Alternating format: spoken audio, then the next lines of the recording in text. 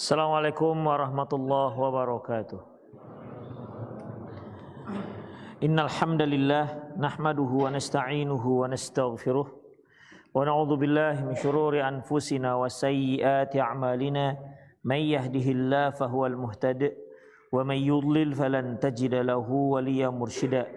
Asyhadu an la ilaha illallah wahdahu la syarika lah wa ashhadu anna Muhammadan abduhu wa rasuluh alladzi la nabiyya ba'dah. Wa qala Allah subhanahu wa ta'ala ya ayyuhalladzina amanu taqullaha haqqa tuqatih wa la tamutunna illa wa antum muslimun. Ya ayyuhalladzina amanu taqullaha wa qulu qawlan sadida yuslih lakum a'malakum wa yaghfir lakum dhunubakum wa may yuti'illaha wa rasulahu faqad faza fawzan 'azima.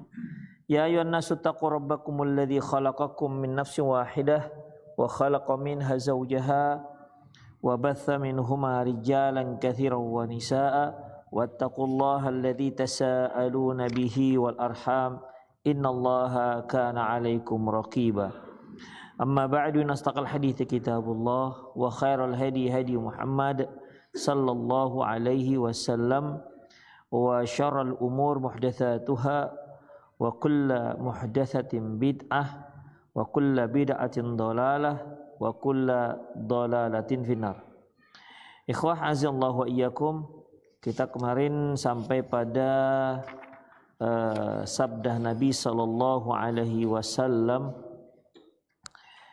Beliau mengatakan arba'un fi ummati min amril jahiliyah la yatrukuhunna. Ada 4 hal yang ada di kalangan umatku, dan hal itu perkara jahiliyah yang belum ditinggalkan sampai sekarang.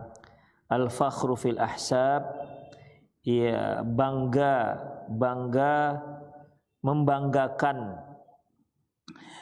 membanggakan keturunan ataupun keluarga.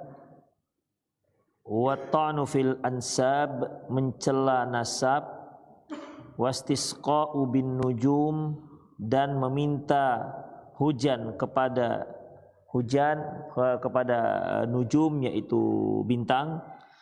Wan niyahatu 'alal mayyit, dan meratapi mayit. Sementara yang terkait dengan pembahasan kita bab yang ke-29 ini, yaitu al-istisqa'u bin nujum, yaitu meminta hujan kepada bintang. Ya, ini merupakan salah satu dari perbuatan ini merupakan perbuatan syirik besar. Ya, syirik besar. Ada beberapa kaitan antara bintang ataupun bintang dengan hujan. Apabila hujan tersebut diminta dari bintang, ayyutlabal ghaits minan nujum, apabila bintang itu yang dimintai untuk menurunkan hujan, fahuwa syirkul akbar. Ini berarti syirik besar. Yang kedua, ayusabbiba inzalul matar ilaiha ba'da nuzul. Yang kedua, apabila diyakini kalau bintang itu muncul, maka bintang itulah penyebab turunnya hujan. Ini juga syirik besar, karena bintang itu tidak menyebabkan apapun. Ya, tidak menyebabkan apapun, baik hujan maupun kemarau dan lain-lainnya. Yang ketiga, innamaz zamanul matar wala alaqatalaha fi inzal. Yang ketiga yaitu apabila yang diyakini bahwa kalau sudah muncul bintang ini, bintang nau ini biasanya sudah mulai musim hujan. Nah, sudah mulai musim hujan. Nah, kalau ini nggak apa-apa, karena dia hanya menunjukkan kebiasaan datangnya musim hujan. Tidak ada hubungannya dengan bintang tersebut. Ya, seperti kalau kita lihat kalau mendung, nah ini biasanya kalau sudah hari musim mendung, ini biasanya sudah musim hujan misalnya. Itu tidak ada apa-apa. ya. Tapi kalau dikaitkan bahwasanya bintang itulah yang menurunkan hujan, bintang itulah penyebab turunnya hujan, apalagi sampai diminta bintang supaya menurunkan hujan, ini semua merupakan syirik besar. Kemudian ikhwah, berikutnya walahuma, masih dari Imam Bukhari dan Muslim, an Zaid bin Khalid radhiyallahu anhu, dari Zaid bin Khalid radhiyallahu anhu qala, dia berkata, sallalana Rasulullah sallallahu alaihi wasallam salat subuhi. Nabi sallallahu alaihi wasallam mengimami kami salat subuh bil Hudaybiyah, di daerah Hudaybiyah. Ala ithri sama'in kanat minal laili, yaitu setelah semalam turun hujan. Setelah semalam turun hujan. Falamman sarafa, ketika selesai sholat, aqbala 'alan nas, beliau pun menghadap ke jamaah, menghadap ke para sahabat. Kemudian faqal, dan berkata, hal tadruna madza qala rabbukum, apakah kalian mengetahui apa yang dikatakan oleh Tuhan kalian? Qalu Allah wa rasuluhu a'lam. Para sahabat mengatakan Allah dan Rasulnya lah yang tahu. Summa qala, beliau mengatakan, asbaha ibadi mu'minun bi wa kafirun. Pagi ini ada di antara hamba-hambaku yang beriman dan ada pula yang kafir. Fa amma man qala mutirna bi fadlillah wa rahmatih. Adapun mereka yang mengatakan hujan diturunkan berkat karunia Allah dan rahmat Allah. Fadzalika mu'minun bi kafirun bil kaukab. Orang ini berarti beriman kepadaku dan kafir kepada bintang. Maksudnya kafir kepada bintang ini bukan tidak percaya dengan bintang, tapi tidak percaya bahwasanya bintang itu yang menurunkan hujan. Itu maksudnya. Ya, kalau kita mengingkari bintang, bintang ada muncul, ada di depan kepala. Jadi dikatakan kafir terhadap bintang itu, kita kafir mengingkari kalau bintang yang menurunkan hujan. Itu ikhwah. Dan kalau bintang yang penyebab turunnya hujan, apalagi kalau sampai meminta bintang untuk menurunkan hujan. Fa amma man qala mutirna bi fadlillahi wa rahmatih. Adapun mereka yang mengatakan bahwasanya turun hujan dikarenakan karunia dan rahmat Allah, fadzalika mu'minun bi kafirun bil kaukab. Berarti dia adalah orang yang beriman kepadaku dan ingkar terhadap bintang. Wa amma man qala mutirna bin nau'i kadza wa kadza. Adapun orang yang mengatakan bahwasanya hujan itu diturunkan karena bintang ini dan bintang itu, fadzalika kafirun bi mu'minun bil kaukab. Berarti dia adalah orang yang kafir kepadaku dan beriman kepada bintang-bintang. Itulah matan hadis yang disebutkan dalam sarah ini, dalam matan kitab tauhid. Kita perhatikan ikhwah rahimanallahu wa iyyakum, ada hal-hal yang bisa kita simpulkan dari hadis ini, ya, yang intinya adalah terkait dengan masalah bintang yang menurunkan hujan. Ketika Rasulullah Shallallahu Alaihi Wasallam mengimami salat subuh bil Hudaybiyah, di daerah Hudaybiyah, kita tahu bahwasanya kedatangan Rasulullah Sallallahu Alaihi Wasallam di daerah Hudaybiyah itu adalah sebagai sebagai orang yang musafir, dan ini rombongan. Artinya ikhwah, kalau kita bepergian rombongan, maka tetap disunahkan kita untuk sholat berjamaah. Kalau kita dapat masjid, alhamdulillah. Tapi kalau nggak dapat masjid, boleh kita turun dari kendaraan atau istirahat sebentar, dan kita tetap disunahkan untuk sholat berjamaah. Lantas apakah takbir, apakah adzan? Ya, adzan juga disunahkan. Ya, tetap disunahkan adzan bagi orang-orang yang musafir di mana di sana tidak ada masjid. Itu ikhwah. Ya. Nah, di sini Rasulullah SAW salatnya mengimami salat subuh lagi. Ya. Jadi tetap disyariatkan untuk salat berjamaah. Adapun kalau dia salat sendiri-sendiri juga tak masalah. Ya, karena mereka adalah para musafir. Tak apa-apa. Tapi akan lebih afdol kalau salatnya berjamaah.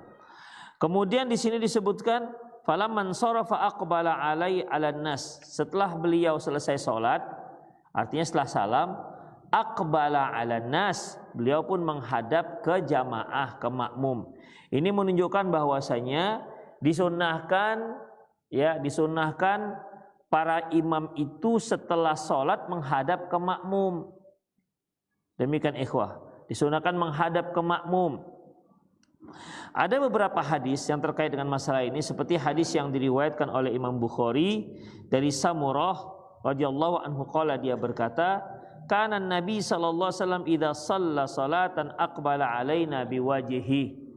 Nabi itu kalau selesai salat beliau menghadapkan wajahnya ke kami. Menghadapkan wajahnya ke kami. Hadis diriwayatkan Bukhari. Dalam riwayat Muslim dari Bara' bin Azib qala, beliau mengatakan, kunna idza shallaina khalfan nabi ahbabna an nakuna an yaminih. Kami itu kalau salat kami suka mengambil posisi berada di sebelah kanan Nabi sallallahu alaihi wasallam. Yaqbalu alaina biwajhih, karena beliau kalau berbalik beliau menghadapkan wajahnya ke sebelah kanan. Demikian ikhwah. Jadi kebiasaan beliau menghadapkan wajah ke sebelah kanan. Jadi agak serong ke sebelah kanan. Itu dia. Makanya Rasulullah suka berada di sebelah kanan. Para sahabat suka di sebelah kanan. Jadi kalau Rasulullah serong begini, para sahabat melihat Rasulullah itu full lihatnya, enggak hanya satu sisi wajahnya. Itu ikhwah. Adapun Allahu a'lam bishawab yang mengatakan bahwasanya innallaha yusalli ala mayaminis saf. Allah itu berselawat pada saf-saf yang sebelah kanan. Ini Allahu a'lam bishawab akan kesahihan hadisnya. Jadi penyebab para sahabat itu suka memilih sebelah kanan karena mereka bisa langsung melihat semua wajah Rasulullah SAW. Kalau dia sebelah kiri, maka yang nampak hanya sebelah wajah Rasulullah yang sebelah kanan. Itu ikhwah. Ya. Taib. Kemudian itu muter ke kiri atau ke kanan atau bagaimana? Dan berapa lama? Apakah begitu assalamualaikum warahmatullahi wabarakatuh set muter langsung atau gimana? Ikhwah azallahu wa iyyakum. Pertama, para ulama Ibnu Qayyim mengatakan bahwasanya dengan beberapa hadis yang beliau sebutkan, bahwa beliau mengatakan bahwasanya Rasulullah SAW itu ya kalau muternya terkadang muter ke kanan, terkadang muter ke kiri.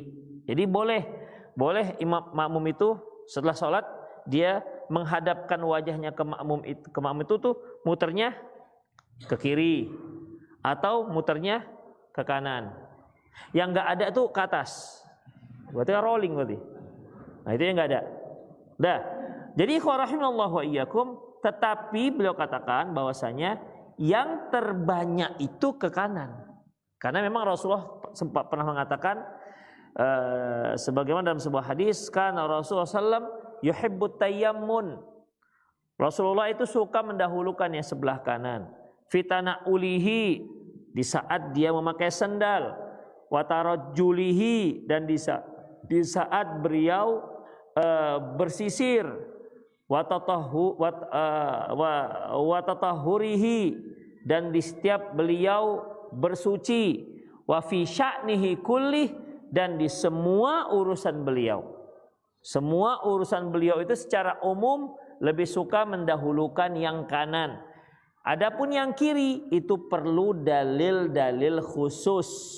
Seperti apa ikhwah kiri? Istinja, ya, istinja, ya, beliau menggunakan sebelah kiri. Apalagi? Masuk kamar mandi kaki kiri. Apalagi? Keluar masjid kaki kiri. Oke, apalagi? melepas sandal, melepas baju, melepas celana? Iya. Ya kan nggak mungkin antum bisa sekali dua kan. Kalau kain sarung gimana? Melepas kain sarung. Sebelah kiri juga, nggak usah lompat sekali dua. Ya, sebelah kiri. Demikian ikhwah. Jadi yang dipakai itu memakai dengan mendahulukan yang kanan, dan yang ketika dilepas itu mendahulukan yang kiri. Itu ikhwah rahimanallahu wa iyyakum. Jadi dalam masalah ini, Rasulullah SAW lebih banyak mendahulukannya sebelah kanan. Makanya para sahabat tuh banyak seringnya ke kanan, karena mereka biasanya Rasulullah itu muternya ke kanan. Baik, berapa lama antara salam dengan muter? Kira-kira berapa lama? Apakah setelah selesai takbir 33 kali? Para ulama menyebutkan beliau sallallahu alaihi wasallam mulai bergerak berputar menghadap makmum sekitar setelah membaca Allahumma antas salam wa minkas salam tabarakta ya zal jalali wal ikram, baru beliau muter. Ya, baru beliau muter. Apa hikmahnya beliau muter menghadap ke makmum? Ikhwah, beliau memutar menghadap ke makmum. Pertama ikhwah, beliau adalah orang yang sangat perhatian dengan para sahabat. Sehingga kalau beliau menghadap ke makmum, beliau bukan sibuk zikir, tapi beliau juga melihat-lihat para sahabat dan terkadang bertanya, mana si fulan, kau sudah lama nggak nampak, begitu. Dan beliau ingat sahabat-sahabatnya. Ya, itulah Rasulullah yang beliau lakukan. Yang kedua yaitu untuk ketika beliau ingin memberikan pesan-pesan. Nah, seperti ini nih, ya kan? Seperti ini nih. Falamman sarafa aqbala 'alan nas. Ketika beliau selesai salat, beliau pun menghadap ke jamaah, faqala, dan berkata, hal tadruna madza qala rabbukum? Tahu enggak kalian apa yang dikatakan oleh Tuhan kalian? Kira-kira ada sahabat yang akan tahu ini? Apa jawabannya? Ya kan nggak ada sahabat yang dapat wahyu. Apakah Rasulullah nggak tahu kalau sahabat nggak tahu? Gimana ikhwan? Kalau saya tanyakan, akhi, antum tahu apa isi hati saya? Hah? Nggak tahu, nggak ada yang tahu. Demikian ikhwan, nggak ada yang tahu. Terus kenapa Rasulullah bertanya? Udah jelas sahabat nggak tahu.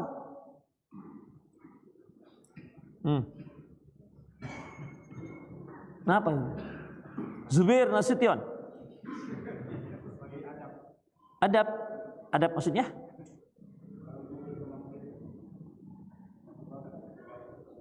Enggak. Ayo. Kira-kira tahu nggak Rasulullah kalau para sahabat nggak akan ada yang tahu? Apa yang dikatakan Allah? Tahu benar, ikhwah. Ini kan masalah wahyu. Kalau dikatakan, tahu nggak apa yang viral hari ini? Wah, kan bisa. Saya yang tahu. Tapi kalau masalah tahu nggak kalian apa yang dikatakan Allah? Ya tentunya tahu nggak ikhwah? Terus kok ditanya?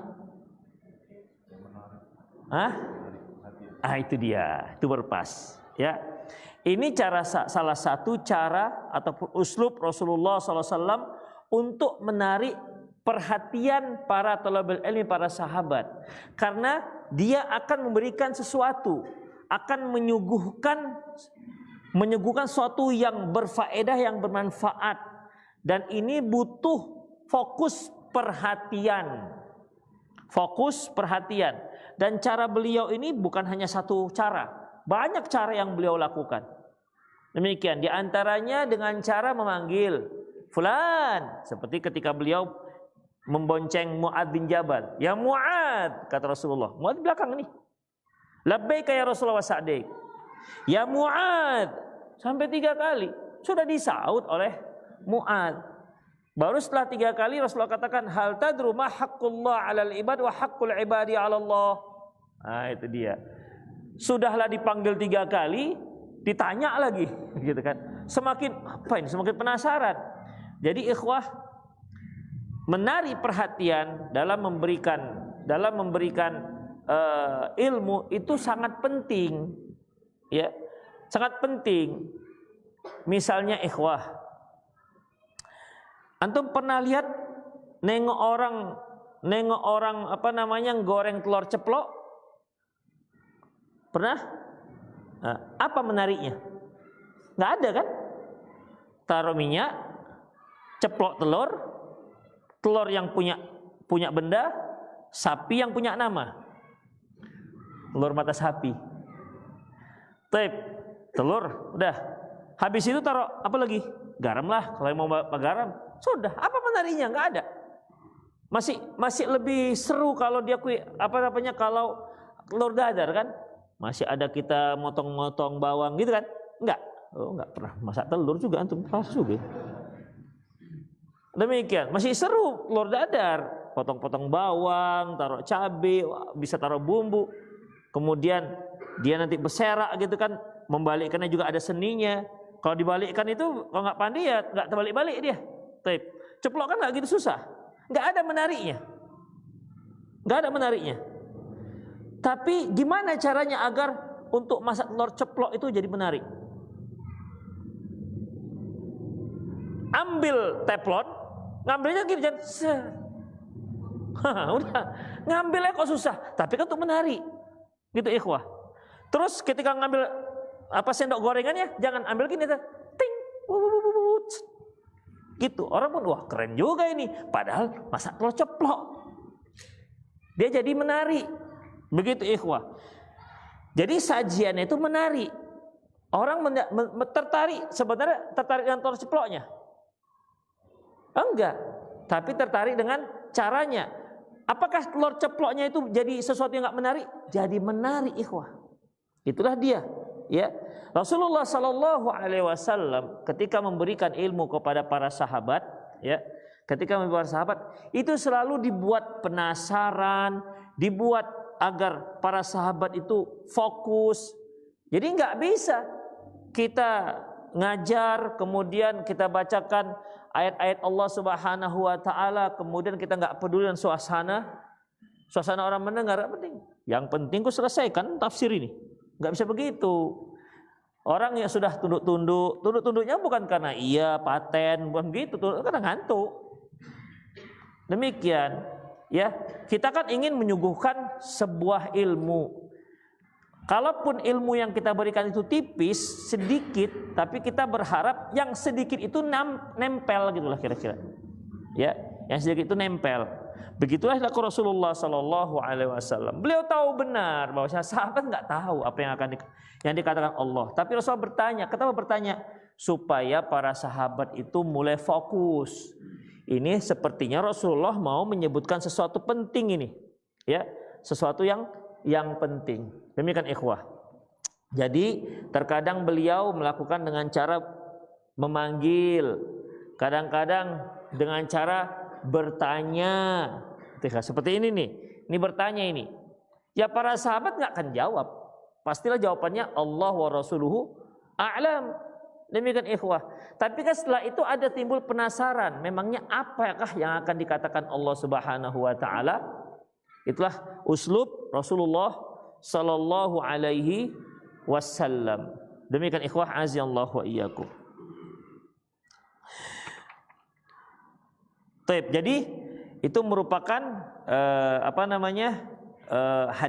hadis di mana Rasulullah mengatakan madza qala rabbukum hal tadruna madza qala rabbukum, tahu enggak kalian apa yang dikatakan oleh Tuhan kalian?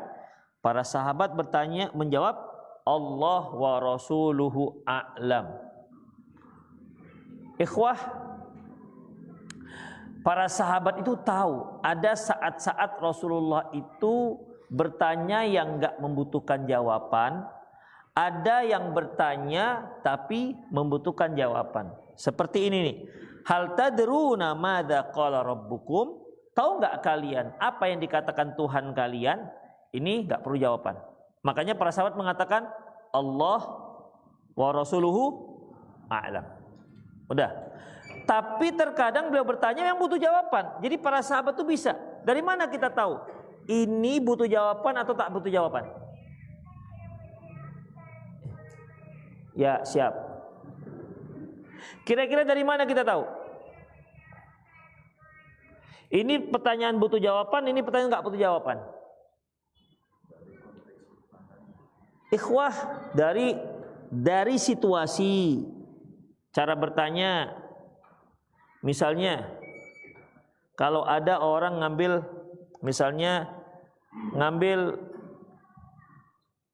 duit kita lah. Kita di sini ada duit kita, diambil orang-orang. Kita tanya, ente tahu ini punya siapa? Perlu dijawab? Enggak. Jawabannya apa? Pulangkan aja udah gitu. Enggak perlu. Loh, udah tahu nanya, kan buat jengkel kalau begitu, ikhwah. Itu enggak perlu ditanya. Enggak perlu jawaban, pulangkan duitnya, gitu aja sudah. Karena itu duit dia. Ente enggak tahu ini duit siapa. Kan pertanyaan, intonasi kan pertanyaan. Tapi nengok dari mimiknya, itu udah mau menggigit itu. Udah mau marah dia.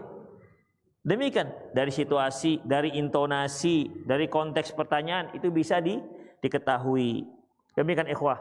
Makanya orang yang paling faham dengan hadis Rasulullah adalah para sahabat. Kenapa?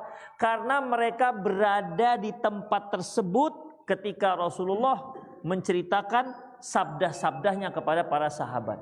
Kalau kita kan hanya membaca cerita melalui hadis, di mana kita nggak tahu bagaimana situasinya, di mana kita nggak tahu bagaimana intonasi Rasulullah Sallallahu Alaihi Wasallam dalam memberikan wejangan-wejangannya.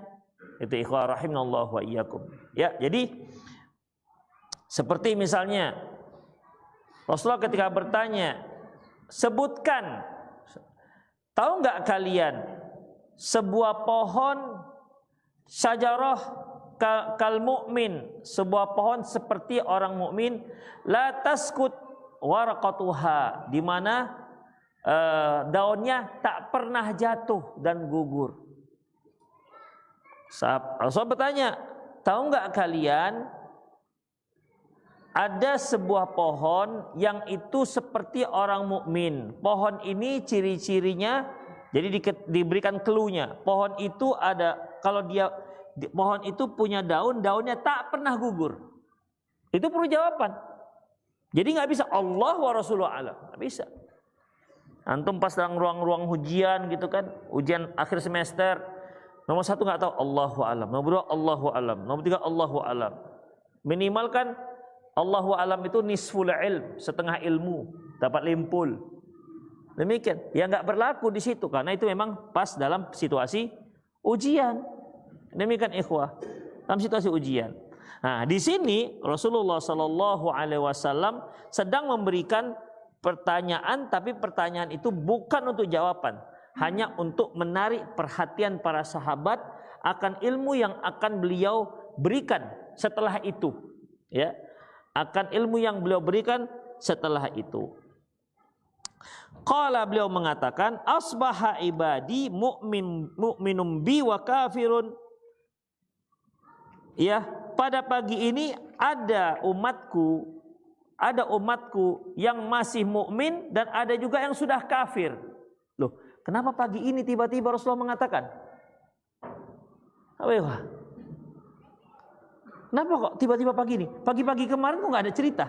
Kenapa kok pagi-pagi ini? Hah? Iya, karena tadi malam turun hujan. Kalian tengok tuh sebelumnya ceritanya. Jadi ini bukan sekedar tertulis, kan ceritanya shalla salat as-subhi bil Hudaybiyah ala ithi sama'i minal laili. Rasulullah itu salat subuh di mana tadi malam itu turun hujan. Nah, turun hujan. Sementara ada orang-orang yang kafir gara-gara turun hujan. Kenapa? Kenapa? Karena meyakini turun hujan itu, yang menurunkan hujan itu adalah bintang. Itu konteksnya, makanya beliau menyatakan ini. Jadi kalau, kenapa kemarin nggak ada bilang? Kenapa kok baru bilang ini? Dikarenakan tadi malam itu turun hujan. Dan bintang nau itu keyakinan orang-orang jahiliyah pada waktu itu kaitannya dengan turun hujan. Makanya beliau mengatakan ini. Asbaha ibadi mu'minum bi wa kafir. Pagi ini ada hambaku yang mukmin dan ada juga hambaku yang kafir. Adapun yang mengatakan kita telah turun hujan karena karunia dan rahmat Allah, maka dia beriman kepadaku. Yang mengatakan hujan turun karena bintang ini, maka dia telah kafir kepadaku. Itu ikhwan rahimanallahu wa iyyakum. Kemudian yang bisa diambil juga dari hadis ini, yaitu bahwasanya Allah Subhanahu wa taala memiliki sifat berbicara. Dari mana taunya ikhwah? Madza qala rabbukum? Madza qala rabbukum? Apa yang dikatakan oleh Tuhan kalian? Ikhwah, seperti yang kita ketahui, berita dari syariat kita itu ada dua jenis firman Allah. Pertama, firman Allah yang disebutkan dalam Al-Quran, ya. Yang kedua, firman Allah yang disebutkan melalui hadis. Adapun firman Allah yang di dalam Al-Quran ini pasti valid akan kebenarannya. Barang siapa mengingkarinya satu huruf saja, maka dia jatuh kepada kekufuran. Adapun firman Allah yang disebutkan dalam hadis disebut hadis qudsi. Adapun hadis qudsi ini ikhwah, bisa hadisnya sahih, bisa juga hadisnya dhaif, bakal hadisnya bisa palsu. Demikian ikhwah, ya. Adapun perbedaan antara hadis qudsi dengan firman Allah Subhanahu wa taala, yaitu apa ikhwah? Kalau hadis qudsi, kalau firman Allah, Rasulullah menyampaikan dengan lafaz dan maknanya dari Allah. Adapun hadis qudsi, lafaznya, maknanya dari Allah dan redaksinya dari Rasulullah sallallahu alaihi wasallam. Kalau hadis qudsi beliau kalau firman Allah itu dibaca berpahala, walaupun kita tidak tahu apa maknanya. Makanya kalau kita baca alif lam mim, berapa pahala yang kita dapati? 30. Rasulullah katakan la aqulu alifun harf wal lamul harf wal mimu harf. Aku tidak katakan alif satu huruf, lam satu huruf. Aku enggak katakan alif lam mim harf. Aku enggak katakan alif lam mim itu satu huruf, tapi aliful harf, lamul harf, mim harf. Kalikan 10, berarti 30. Padahal apakah kita tahu apa arti mana alif lam mim? Enggak ada yang tahu sampai sekarang. Demikian. Apa arti alif lam mim? Jadi walaupun kita enggak mengetahui apa yang kita baca, maka pahalanya sudah mengalir. Adapun hadis qudsi, kita berpahala enggak membacanya? Berpahala enggak kira-kira? Hah? Enggak pahala. Pulanglah kita kalau gitu, kalau ada hadis qudsi, enggak ada pahalanya. Kita membaca hadis qudsi, dia akan dikatakan berpahala apabila kita sedang mempelajarinya. Kalau Al-Quran kita mempelajarinya, lebih besar lagi pahalanya. Karena Al-Quran itu intinya, tujuannya adalah hudal linnas, sebagai petunjuk bagi manusia. Manusia itu tidak akan mungkin bisa mendapatkan petunjuk kalau dia nggak mempelajari Al-Quran. Sekedar membaca, ia dapat pahala, tapi dia belum bisa dapat petunjuk hingga dia memahami apa isi Al-Quran. Barulah Al-Quran itu bisa menjadi petunjuk. Itu ikhwah. Ya seperti rambu-rambu lalu lintas yang ada di pinggir-pinggir jalan dengan berbagai macam simbol-simbol. Kalau kita nggak paham apa maknanya, ya nggak jadi petunjuk. Paling kita katakan ini rambu, ini rambu, ini rambu. Ketika dia katakan belok kanan ada coretan merah, kita kira belok kanan. Dia nggak tahu coretan merah. Padahal artinya coretan merah itu tidak boleh belok kanan. Itu ikhwah. Gara-gara apa ini? Gara-gara nggak ngerti apa rambunya, tapi dia tahu itu rambu. Itu ikhwah. Dia tahu itu rambu. Dia tahu Quran ini rambu. Tapi gimana caranya? Ya Anda harus pelajari itu Al-Quran biar menjadi petunjuk. Demikian ikhwah. Lebih besar lagi pahalanya.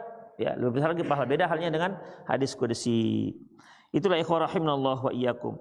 Di sini Allah mengatakan asbaha ibadi. Ini Allah yang mengatakan, hambaku pagi hari ini ada yang kafir dan ada yang mukmin. Itulah ikhwah rahimanallah wa iyyakum. Berarti Allah itu memiliki sifat berbicara. Ikhwah, sifat Allah itu ada sifat fi'liyah dan ada sifat zatiyah. Sifat zatiyah itu sifat yang selalu, sifat yang tidak terlepas dari Allah, seperti al-ilmu. Al-ilmu itu bisa Allah lepas dari ilmu? Gak bisa. Bisa seperti al-qudrah, berkuasa, kekuasaan. Gak bisa lepas kudrah itu dari Allah. Tapi Allah itu punya sifat turun, seperti nazala rabbuna ila sama'id dunya fi sudul lail akhir. Allah turun ke langit dunia di sepertiga malam terakhir. Bisa enggak turun ini lepas dari Allah? Apakah Allah ini harus turun terus begitu? Enggak. Itu dikatakan sifat fi'liyah. Kalau Allah mau, Allah akan turun. Kalau Allah tak mau, dia tidak akan turun. Sama dengan ucapan. Allah punya sifat bicara. Itu bukan berarti Allah itu bicara terus seperti mama sedang ngomel. Enggak.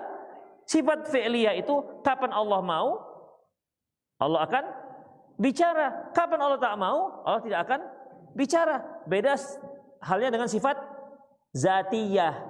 Sifat zatiyah seperti Allah maha melihat, Allah maha mendengar. Kalau Allah mau, Allah melihat. Kalau nggak Allah mau, Allah kedip mata gitu. Kalau Allah mau, Allah mendengar. Kalau Allah nggak mau, Allah nggak mendengar gitu. Gitu cara memahaminya. Enggak. Demikian ikhlas. Enggak. Ya.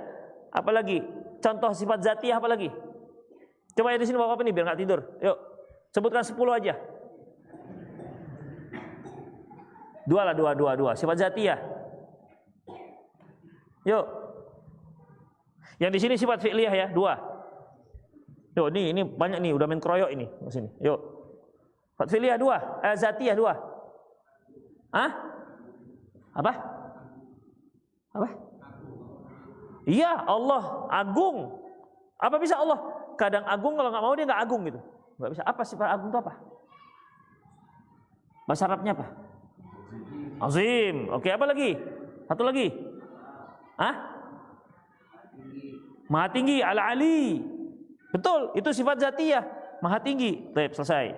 Ini lagi nih, kelompok B. Sifat fi'liyah 2.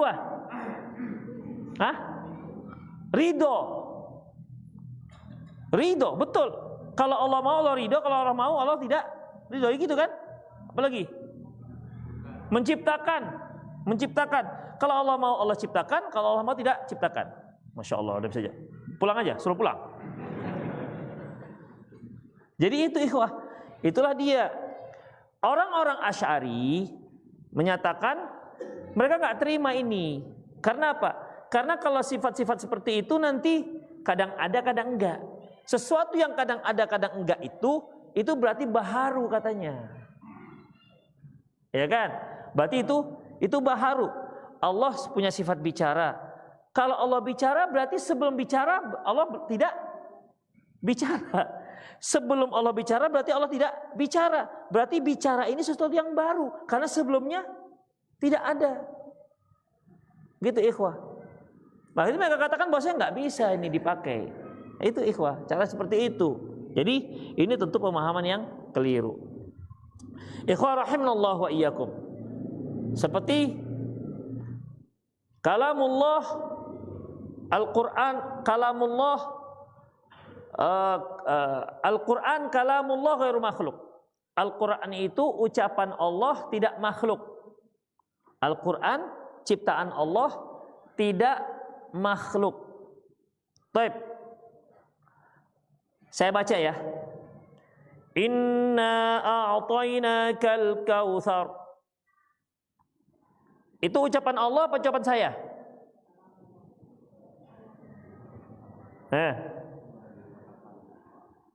Saya ulangi, saya baca nih. Inna a'tainakal kautsar. Itu ucapan saya atau ucapan Allah? Jadi yang antum dengar itu Allah. Hah? Yang diucap kalamullah. Yang mengucapkan hamba Allah.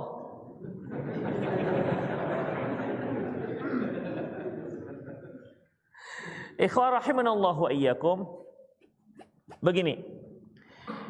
Jadi ucapan Allah Subhanahu wa taala itu kan muatan. Ya, muatan. Dan ucapan ini terkadang ada yang membawanya. Seperti kalau dia ditulis di kertas berarti ucapan Allah itu sedang terbawa di kertas. Makanya kertas itu akan menjadi istimewa. Kalau antum punya kertas putih biasa, antum buang ke got, antum buang ke tong sampah, silahkan, tidak masalah. Tapi ketika antum menuliskan Bismillahirrahmanirrahim, bisa antum buang ke tong sampah kertas itu? Nggak bisa lagi, karena di situ dia sedang membawa kalamullah. Demikian, sedang membawa kalamullah. Itu ikhwah. Contohnya, antum kasih tahu ke abang ini ya. Siapa nama antum? Wan, Iwan, Pak Iwan. Saya besok mau ke Kampung Lalang. Antum ceritakan ke dia, ke abang ini. Cepat. Itu antum ceritakan. Antum ucapkan, sampaikan ucapan saya itu ke dia. Loh, ilah antum pula yang mau pergi, saya yang pergi, bukan antum mau pergi. Salah udah.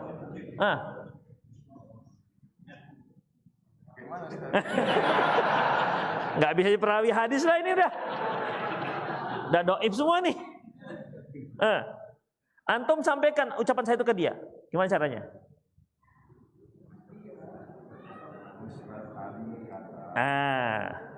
Bahwa besok dia mau dia lagi.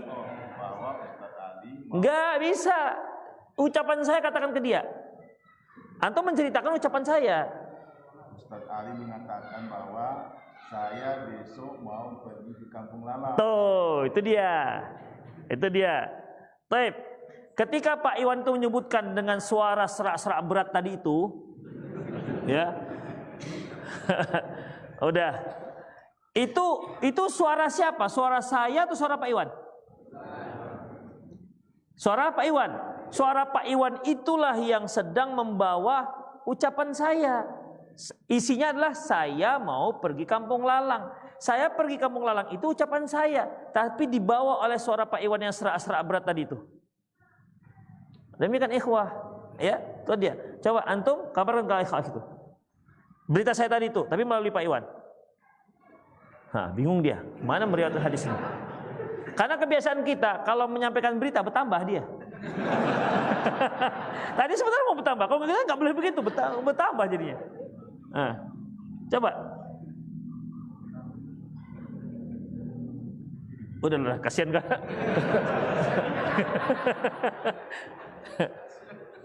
Demikian ikhwah. Jadi itulah dia. Suara Pak Iwan tadi itu membawa berita dari saya. Berita dari saya itu saya mau besok pergi Kampung Lalang. Tapi yang membawa berita itu adalah suaranya Pak Iwan. Suara Pak Iwan itu bukan suara saya. Bukan suara saya. Beda suara Pak Iwan dengan suara saya. Yang suara saya itu sudah kenal. Tapi kalau suara Pak Iwan tadi memang suara dia, tapi di dalamnya itu ada ucapan saya. Itu ikhwah. Demikian juga ketika kita mengucapkan Inna a'tainakal kautsar, itu suara-suara saya. Suara-suara saya.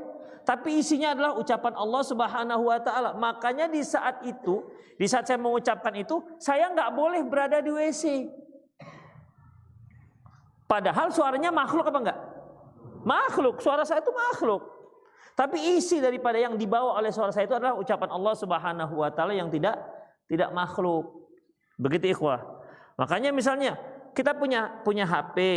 HP ini boleh nggak kita empas atau kita buang? Boleh, tapi nggak boleh lah. Mubazir. Mungkin orang kaya lah, orang kaya berat begitu kan. Dibantingnya HP-nya, dimasukkan dalam septic. Atau dibawa ke WC lah, nggak usah dirusak, dibawa ke WC. Gak ada masalah HP masak WC, dibawa masuk ke WC. Tapi ketika kita tampilkan lembaran Al-Quran di situ, maka pada saat itu tidak boleh masuk WC. Kenapa? Karena ini HP sedang membawa ucapan Allah Subhanahu wa taala. Dia menjadi mulia. Dia menjadi mulia. Tapi ketika dia sudah tidak ditampilkan, gelap dia, maka dia tidak lagi tidak lagi mengapa? Karena statusnya sudah sama seperti HP biasa. Ya sama seperti tadi, kalau kertas tadi kita tulis pakai bismillah, pakai pensil, kemudian kita usap, tak ada lagi bismillahnya, sudah boleh dibuang. Begitu ikhwah rahimallahu wa iyyakum. Jadi dalam masalah ini ya, setiap yang mulia, Quran itu merupakan kalamullah yang mulia, maka semua yang membawa kalimat Allah itu dia menjadi ikut mulia. Ya, dia menjadi ikut mulia. Allahu a'lam bissawab. Baik. Kita lanjutkan satu hadis lagi. Walahuma min hadis Ibnu Abbas radhiyallahu anhu ma'nahu. Dan masih diriwayatkan oleh Bukhari Muslim dari Ibnu Abbas yang artinya yang semakna. Wa fihi, dan di dalamnya, wa qala ba'duhum, sebagian orang mengatakan, laqad sadaqa nu'un kadza wa kadza, sungguh telah benar bintang ini dan bintang itu. Fa anzalallahu hadhil ayah, maka Allah pun menurunkan ayat ini, fala uqsimu bimawaqi'in nujum, lalu aku bersumpah dengan tempat-tempat beredarnya bintang-bintang. Wa innahu laqasamul law ta'lamuna 'azim, dan sesungguhnya itu benar-benar sumpah yang besar sekiranya kamu mengetahui. Innahu laqur'anun karim fi kitabim maknun, sungguh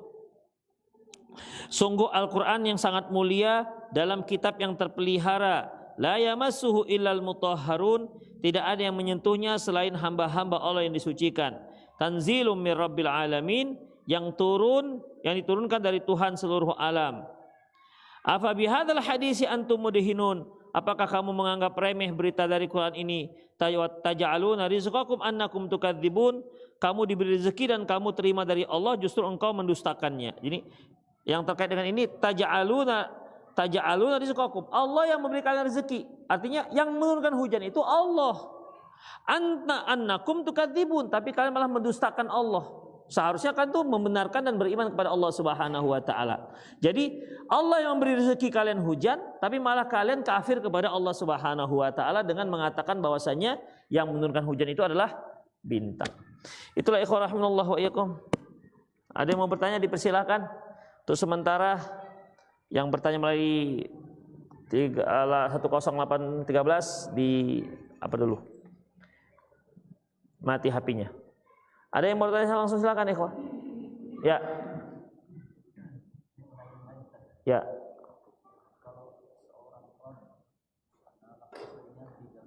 Seorang suami mentalak istri 3 kali. Terus perlu apa? Ya, melalui HP. HP-nya HP suami. Hah? Iya, mana tahu minjam HP dia. Yakin itu bahwa saya mentalak itu suaminya. Kadang-kadang kan gini, pinjam HP lah. Temannya yang apa? Ku talak, kau talak 3. Paling kawannya. Suaminya. Yang si istri yakin itu suaminya. Dan setelah ditanya, bang, abang yang mentalak 3 gitu.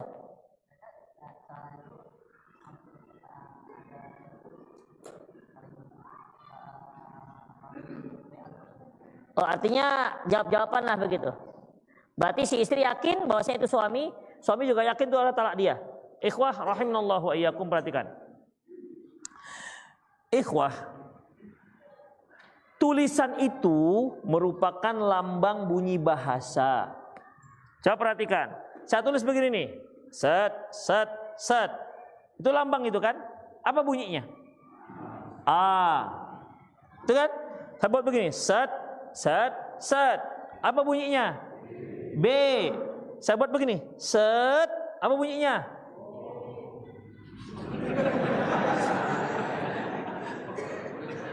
Siapa tadi itu? Begini, ha. Apa bunyinya? Oh, kenapa ikhwah? Itu lambang.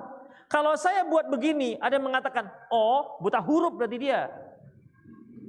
Jadi tulisan-tulisan itu sama artinya dengan lambang bunyi bahasa.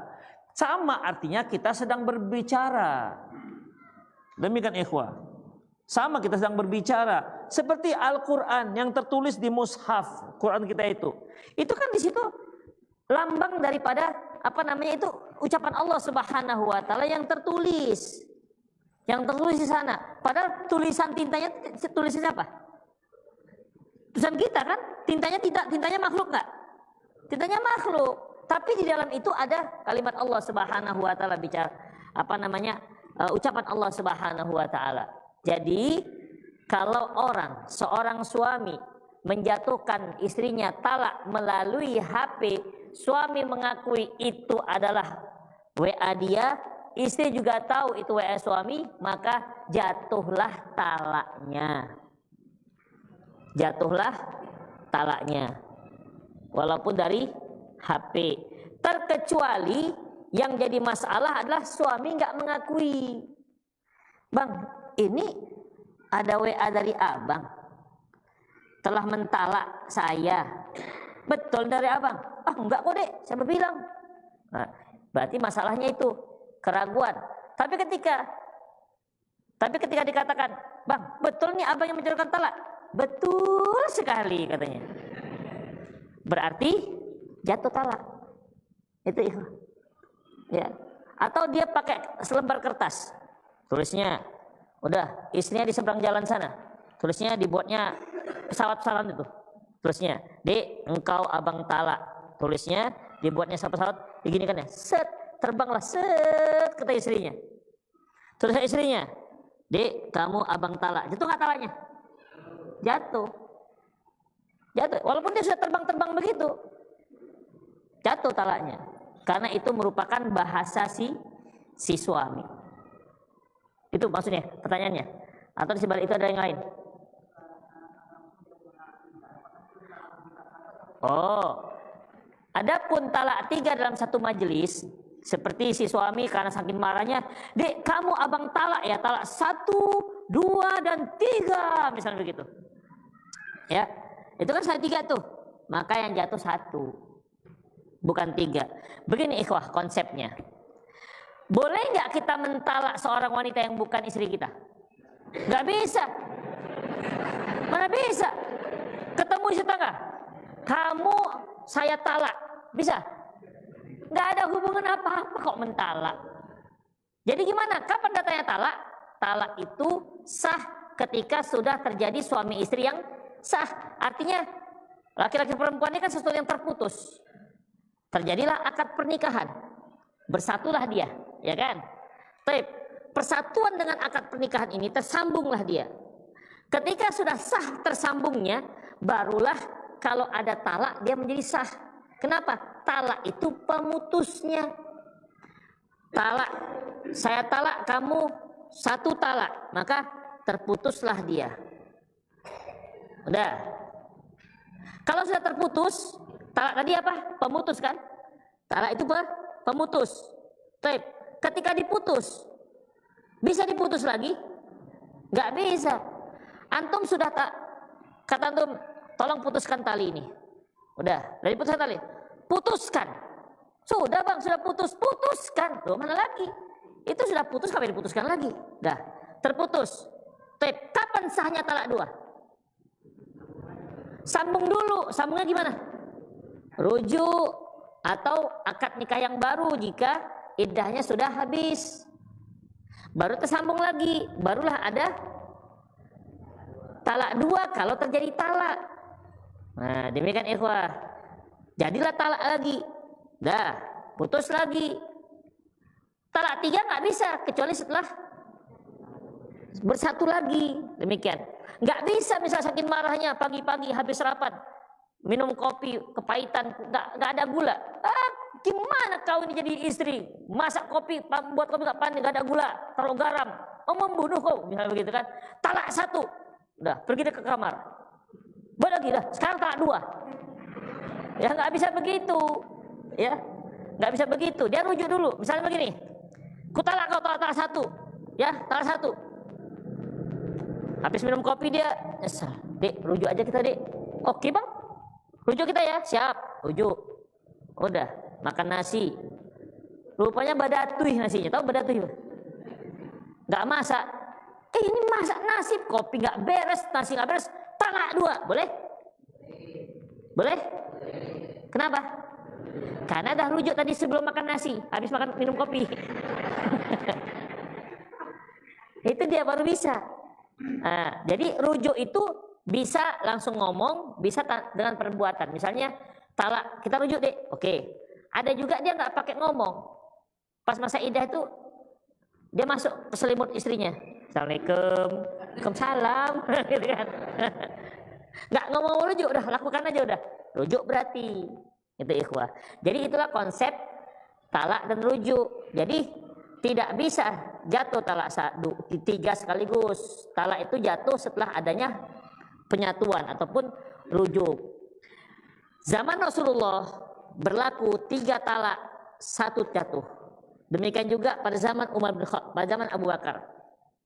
Di zaman Umar bin Khattab banyak kali para suami yang kalau marah dengan istrinya langsung talak 3.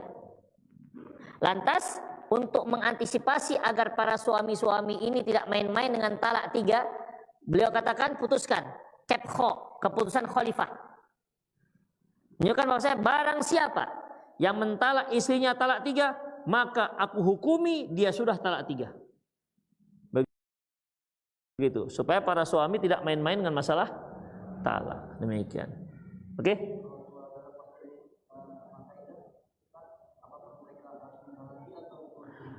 Kalau sudah habis masa iddah, maka dia harus akad pernikahan yang baru.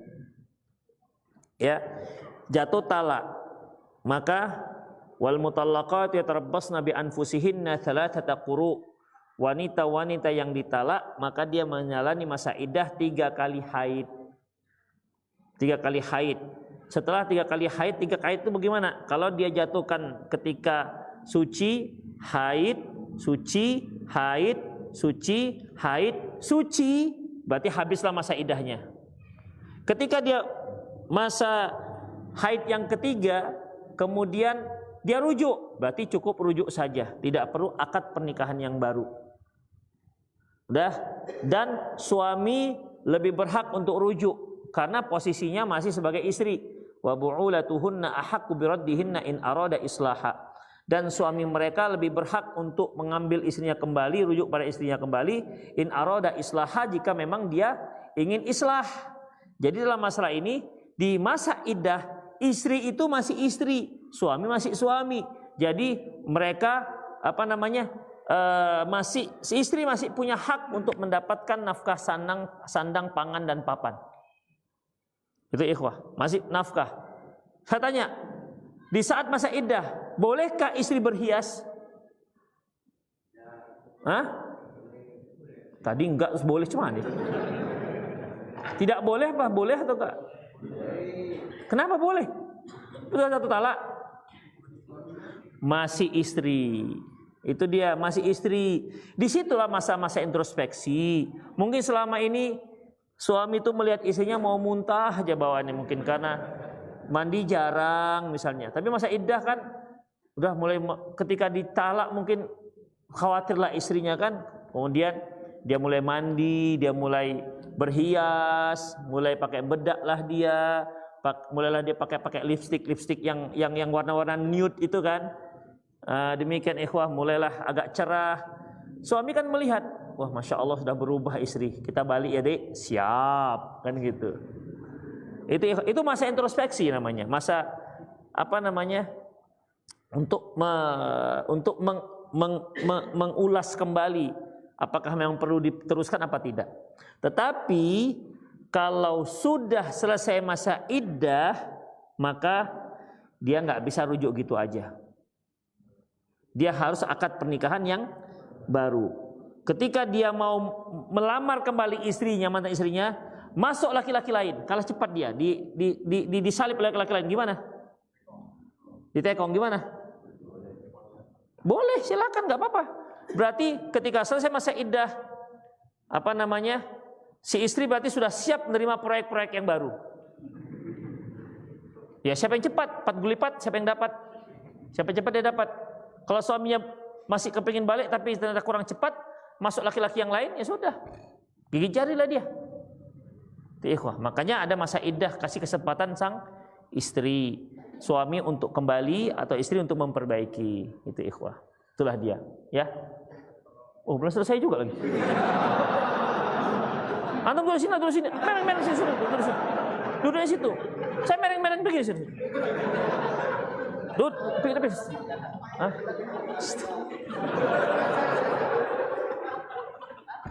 Hah?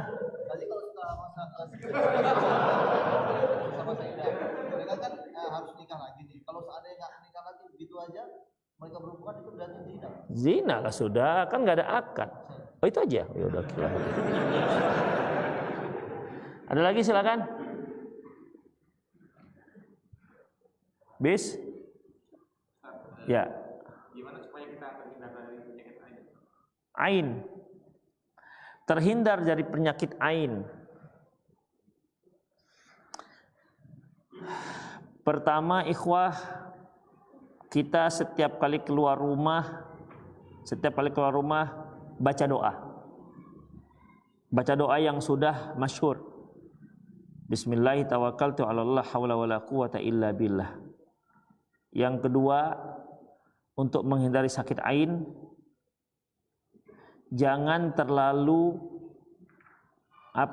mengumbar kemewahan, karena nggak semua orang bisa tahu mengucapkan Masya Allah. Demikian ikhwah. Ya, kalaupun kita mau menunjukkan nikmat yang Allah berikan kepada kita, wa amma bi ni'mati rabbika fahadits, tunjukkanlah di depan orang-orang yang mengerti bagaimana cara melihat sesuatu yang menakjubkan. Tapi kalau untuk orang-orang awam, mereka hanya takjub tapi tidak menyebutkan nama Allah. Demikian ikhwah. Dan kita yang mengagumi sesuatu, ya kita ucapkan nama Allah Subhanahu wa taala, karena bisa saja ain itu dari kita. Bukan berarti kita memang sengaja membuat dia celaka, enggak.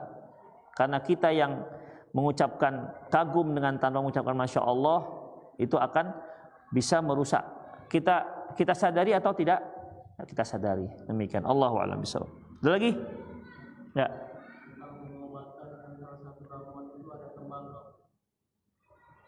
Tembakau terus?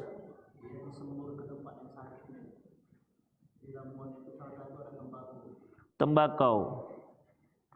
Ikhwah, tembakau, khamar itu kan di situ ada zat adiktif ya. Apa namanya adiktif?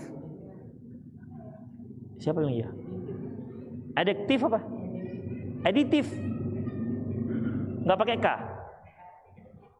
Pakai aditif, aditive. Jadi sudah ada aditive. Ya, aditif. Di mana ikhwah rahimanallahu wa iyyakum,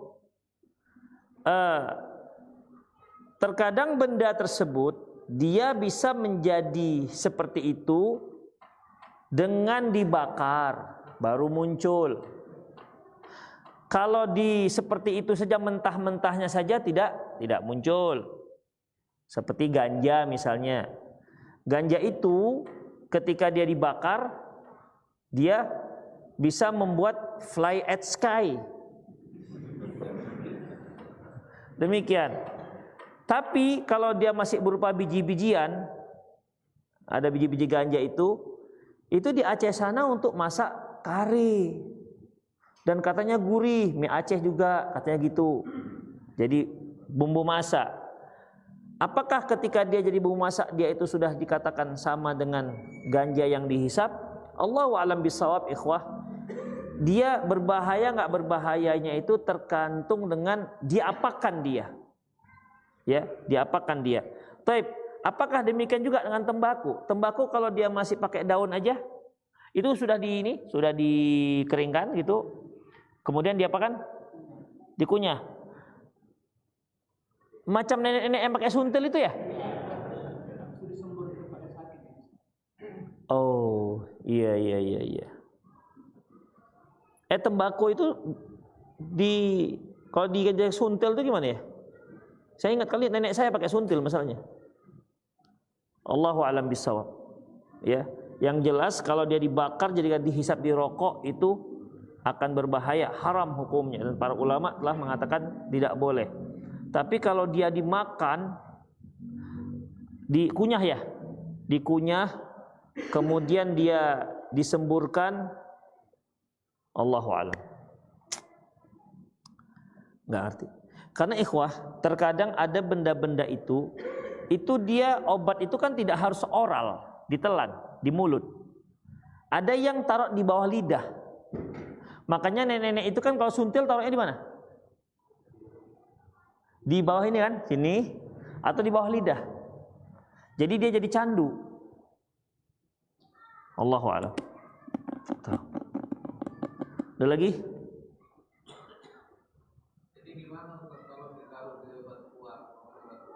Obat kuat? Obat luka? Obat luar. Begini ikhwah, Rasulullah mengatakan bahwasanya Allah tidak jadikan sesuatu yang haram itu menjadi obat. Allah tidak jadikan sesuatu yang haram itu menjadi obat. Jadi ikhwah, kalau dia khomer, kan ada orang yang mijet kaki pakai TKW, apa ada dulu nenek dulu itu dia mijet kaki pakai TKW.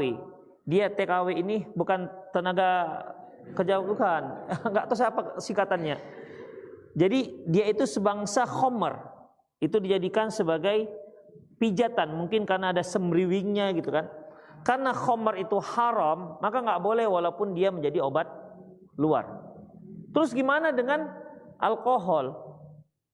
Ikhwah, alkohol itu tidak sama dengan khomer, ya. Alkohol tidak sama dengan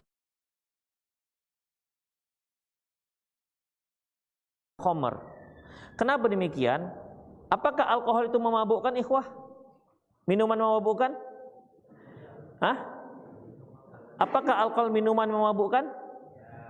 Siapa yang minum alkohol? Alkohol itu bukan minuman sehingga antum minum. Minum spiritus ada? Kan tidak ada minum spiritus. Alkohol itu ikhwah, Allahu a'lam bissawab, dia statusnya itu sama seperti racun. Apa hukum minum racun? Kalau yang antum minum yang mati hanya cacing antum, haram nggak?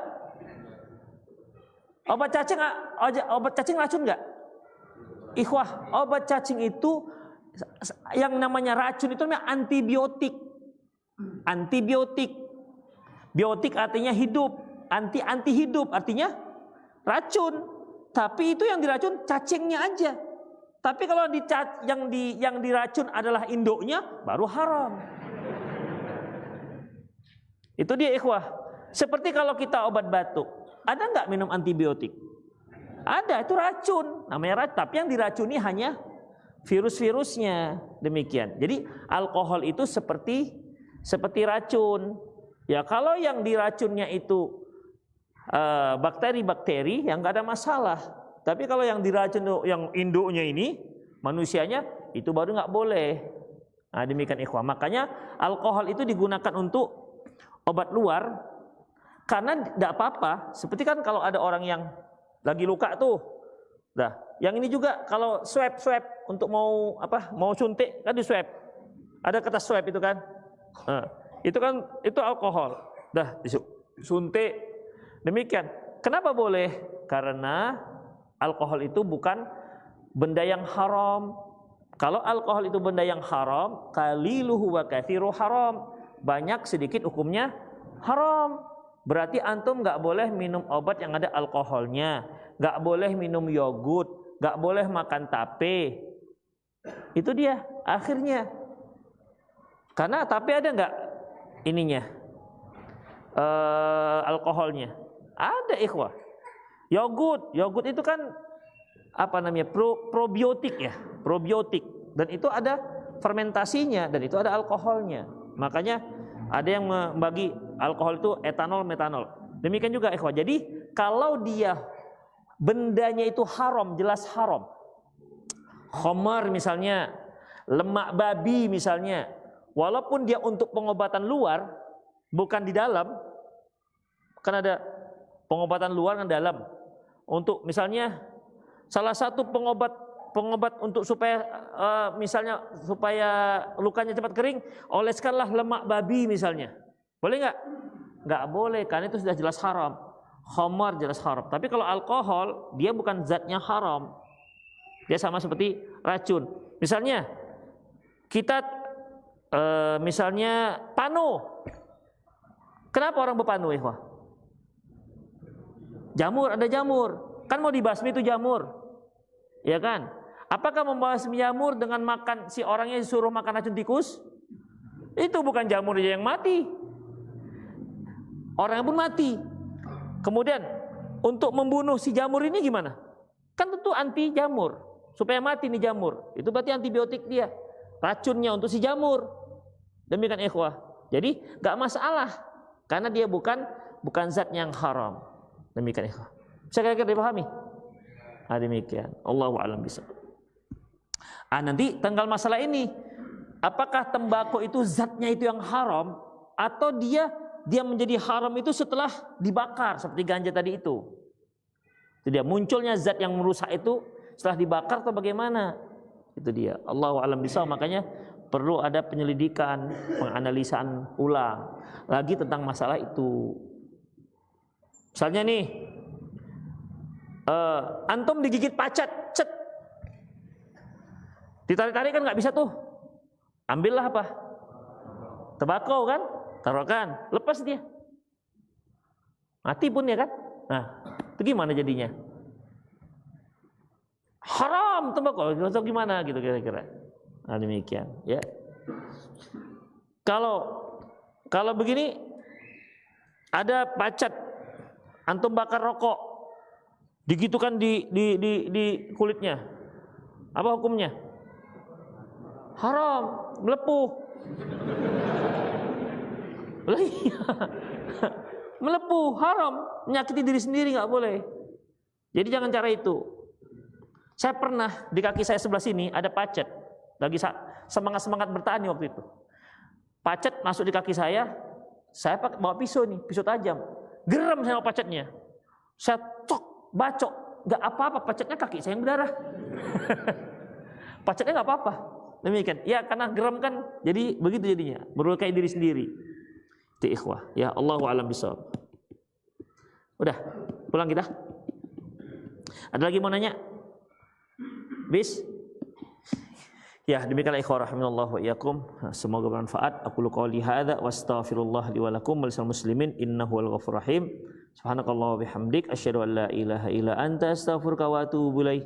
Wa sallallahu ala nabiyina Muhammad wa ala alihi wa ashabihi ajma'in. Wa akhiru da'wana alhamdulillahi rabbil alamin. Assalamualaikum warahmatullahi wabarakatuh.